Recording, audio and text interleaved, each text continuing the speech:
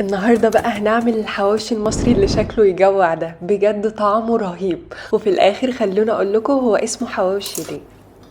احلى حاجه في الحواوشي انه بيتعمل بالعيش البلدي المصري، عشان كده كان لازم اعمله لكم. هسيب لكم الطريقه بالتفصيل تحت الفيديو، ولو انتم من مصر اكيد هتشتروه جاهز. واحلى حاجه فيه انه بيتعمل بدقيق القمح الكامل. اهم حاجه تكون العجينه بتلزق عشان الخبز ما يفرولش منكم تاني يوم، وبجد بيطلع حلو قوي وريحته حلوه. بحب قوي اعمل بيه سندوتشات الجبنه والجرجير. نرجع بقى للحواوشي. انا بستخدم لنص كيلو اللحمه المفرومه بصله كبيره و3 فصوص ثوم وفلفل حار.